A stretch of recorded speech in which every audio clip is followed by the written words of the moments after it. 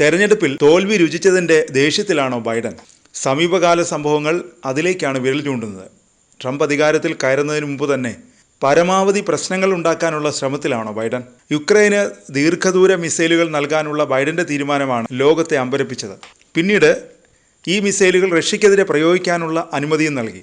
ഇതോടെ ആണവായുധം പ്രയോഗിക്കാൻ മടിക്കില്ലെന്ന മുന്നറിയിപ്പാണ് റഷ്യ നൽകുന്നത്. പുടിൻ റഷ്യയുടെ ആണവ നയം തന്നെ മാറ്റിയതോടെ ആണവ യുദ്ധത്തെ എങ്ങനെ നേരിടാമെന്ന ചിന്തയിലാണ് യൂറോപ്യൻ രാജ്യങ്ങൾ. റഷ്യയിലും യുക്രൈനിലുമുള്ള തങ്ങളുടെ പൗരന്മാർക്ക് രാജ്യങ്ങൾ മുന്നറിയിപ്പും നോട്ടീസുകളും നൽകി തുടങ്ങിയിട്ടുണ്ട്. ചൊവ്വാഴ്ചയാണ് അണുവായുധങ്ങൾ ഉപയോഗിക്കാനുള്ള നയങ്ങൾ മയപ്പെടുത്തി പുടിൻ ഉത്തരവിറക്കിയത്. ഇതിന് പിന്നാലെ യുക്രൈൻ അമേരിക്കൻ നിർമ്മിത മിസൈലുകൾ റഷ്യയ്ക്ക് നേരെ പ്രയോഗിച്ചതും നാറ്റോ രാജ്യങ്ങളടക്കമുള്ള യൂറോപ്യൻ രാജ്യങ്ങളെ വിറപ്പിച്ചിട്ടുണ്ട്. പല യൂറോപ്യൻ രാജ്യങ്ങളും തങ്ങളുടെ പൗരന്മാർക്ക് എങ്ങനെ ആണവ യുദ്ധത്തെ നേരിടാമെന്നതിനെക്കുറിച്ച് ലഘുലേഖകളും കൈമാറിയിട്ടുണ്ട്. ആണവയുദ്ധത്തിൻ്റെ മുന്നറിയിപ്പ് വന്നാൽ ഉടൻ സുരക്ഷിതമായ ഇടത്തേക്ക് അഭയം തേടാനാണ് സ്വീഡൻ തങ്ങളുടെ പൗരന്മാരോട് പറയുന്നത്. സ്വീഡൻ ഇതിനോടകം യുദ്ധത്തെ നേരിടാനുള്ള മുൻകരുതലുകൾ കുറിച്ച ലഘുലേഖകൾ ഓരോ വീടുകളിലേക്കും അയച്ചു തുടങ്ങി.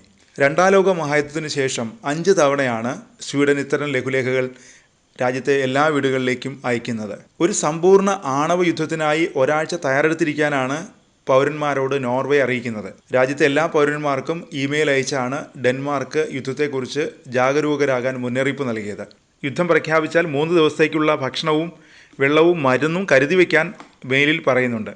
ഏത് സംഭവങ്ങളും പ്രശ്നങ്ങളും നേരിടാൻ സജ്ജരായിരിക്കുകയാണ് തങ്ങളെന്നാണ് ഫിൻലാൻഡ് പറയുന്നത്. അതേസമയം റഷ്യ ആണവ പ്രതിരോധ ഷട്ടറുകളുടെ നിർമ്മാണവും വേഗത്തിലാക്കിയെന്നാണ് റിപ്പോർട്ടുകൾ. മൊബൈൽ ന്യൂക്ലിയർ ഷട്ടറുകളുടെ ഉൽപ്പാദനമാണ് റഷ്യ വർദ്ധിപ്പിക്കുന്നത്. ഇതെല്ലാം റഷ്യയുടെ മുന്നൊരുക്കമായാണ് വിലയിരുത്തുന്നത്. റഷ്യയ്ക്കുള്ളിൽ യുഎസിന്റെ ദീർഘദൂര മിസൈലുകൾ ഉപയോഗിക്കാൻ യുക്രൈന് ദിവസങ്ങൾക്ക് മുമ്പാണ് അമേരിക്ക അനുമതി നൽകിയത്. റഷ്യയുടെ മുന്നറിയിപ്പ് അവഗണിച്ചാണ് ജോ ബൈഡൻ യുക്രൈൻ അനുമതി നൽകിയത്. ഇതിന് പിന്നാലെയായിരുന്നു റഷ്യ തങ്ങളുടെ ആണവ നയം തിരുത്തിയത്. കഴിഞ്ഞ ദിവസം റഷ്യയ്ക്ക് നേരെ 6 അമേരിക്കൻ നിർമ്മിത ദീർഘദൂര മിസൈലുകളാണ് യുക്രൈൻ പ്രയോഗിച്ചത്. അമേരിക്ക യുദ്ധത്തിലേക്ക് പ്രവേശിച്ചാൽ 3ാം ലോക മഹായുദ്ധത്തിലേക്ക് നീങ്ങുമെന്ന റഷ്യയുടെ മുന്നറിയിപ്പിനിടെയാണ് അമേരിക്കയുടെ മിസൈൽ പ്രയോഗാനുവാദം.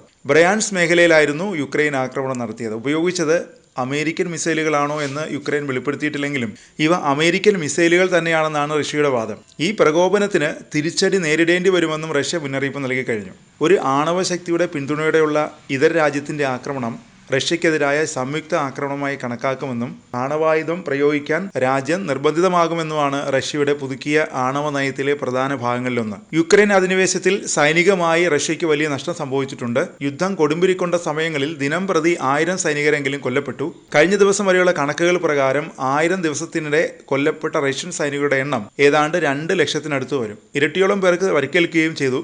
എന്നാൽ ലക്ഷം സൈനികർ കൊല്ലപ്പെട്ടെന്നാണ് റഷ്യ സ്ഥിരീകരിച്ചിട്ടുള്ളത്.